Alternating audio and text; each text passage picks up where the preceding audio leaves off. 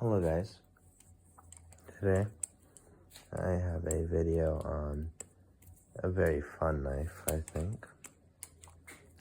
Also a video on my first knife in over 10 months, guys. The last knife that I recently got is this, which is the LDY Orion V1, which is kind of crazy. I almost had it for a year now, so, it's very cool. The other knife, So,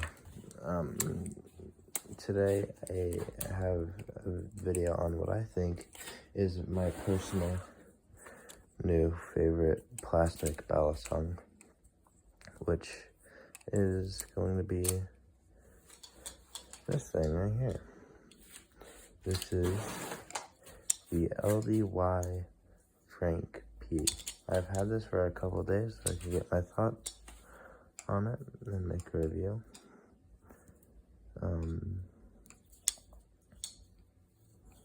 I might sit down so you guys don't have to bury the pigs. So I'm just gonna sit on my floor right here. But yeah, this knife is very good. Best $32 I've ever spent, and that being like $40 of shipping and everything, which is not horrible for what you're getting, guys. So, I don't know the specs too much on this thing. I also have not durability tested it yet, because if it breaks, then I'm not really gonna be able to review it. But I'm gonna durability test it after this video. But this might genuinely, this will be my new bubble clipper. I brought it to school yesterday. And yeah, it feels so nice in the hand compared to my Squiddy Bee, which, in this poor guy's defense, I've had him for almost 2 years now, which is kind of crazy that he hasn't broken yet. I've taken good care of him, but he has been my main public flipper.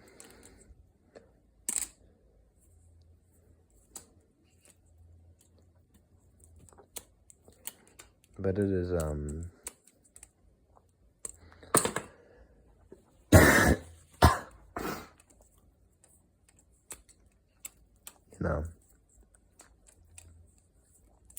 think, I like the balance, and I think I even like the looks and the feel of it in my hand. I love how bouncy it is, and I think why it feels like this is because it has a pinless design. If we look,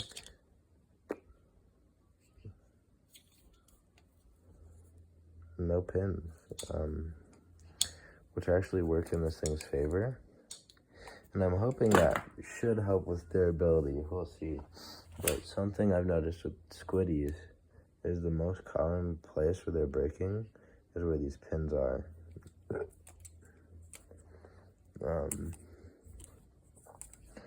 Which, isn't great.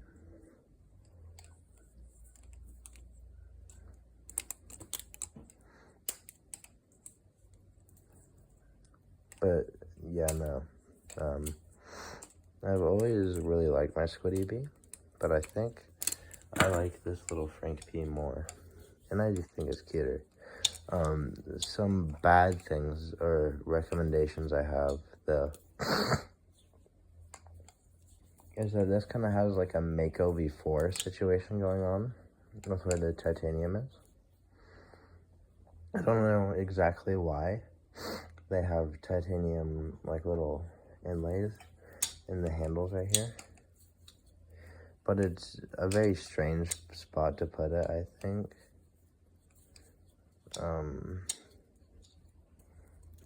Because most of my flipping is happening not down by where the inlays are, down here, but it's actually happening closer up here. I'm catching aerials up here. I'm doing rollovers up here. So the only thing that like this thing is really that good for is if you're fanning a little lower. But still, I feel like sometimes I catch myself fanning up here. And so it doesn't offer as much grip as I would like. I will say I'm glad that I feel like this has a pretty nice bite indicator on it. It's not like down here or anything, but it's more of just something to be aware of. And this will, I mean, if you flip for long enough, you're not going to get confused what handle you're on, right? Like, I could flip for 30 minutes straight and know, with like, I don't know, with my eyes closed or something, just like doing basic rollover tricks. And I think I would know exactly where my bite handle is. Like, I have my eyes closed right now, but I know right now I'm on the safe handle, and now I'm on the bite handle. Now I'm on the safe handle.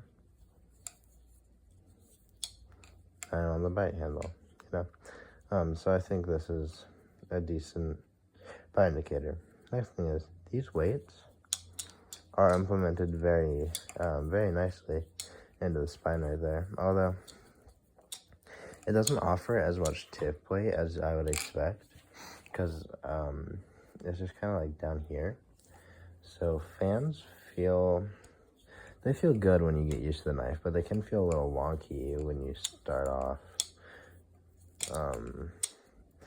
But the way that the weights are implemented makes rollover tricks like a cherry picker or an index like rollover, or like a whip rollover, feel very nice. The other thing is, this is probably one of the most consistent knives I have for aerials. I was hitting double scissor after double scissor on this thing. I was even hitting a couple like triple scissors. Wait, hold on. 1, 2. Oh. But yeah, no, this thing is crazy with the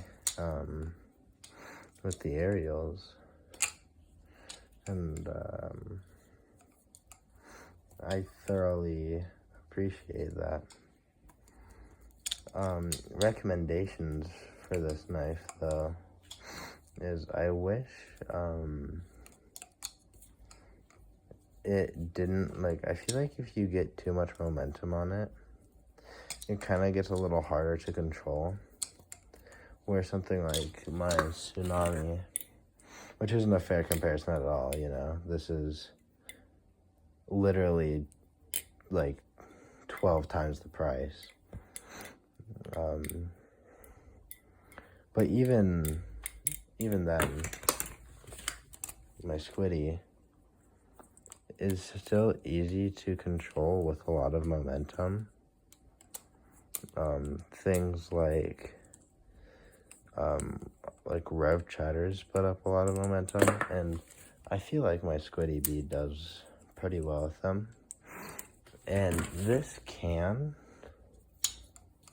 it's just, it doesn't feel as comfortable on my fingers.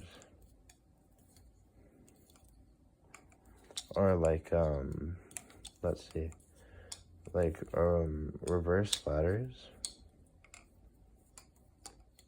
feel very slippery. But overall, man, I think this is like an 8 out of 10 Bally. It is definitely worth the the price, in my opinion. So yeah. That's just like my initial thoughts. If anything changes, I'll probably make... Sorry, I'm sick. I'll probably make another video on this knife. But yeah, that's just my thoughts right now. I really have been enjoying this. It's been such a treat, you know.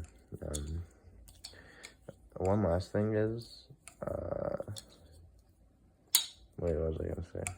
Oh yeah, this thing takes a little bit of getting used to for like tech tricks, kinda. They definitely are doable. And I was learning some tech tricks earlier, actually, on this. It's like, I don't know. But it just takes a little getting used to, I think. And I think the main reason why is because this thing is still pretty handle biased. Because it has titanium inlays that aren't too thick, but they're still there and they're adding weight. And then these big weights, kind of like what's in a Squiddy. But then it just has 5 blade weights to balance it out. But yeah. That's everything for now. I'll see you guys eventually. Bye-bye.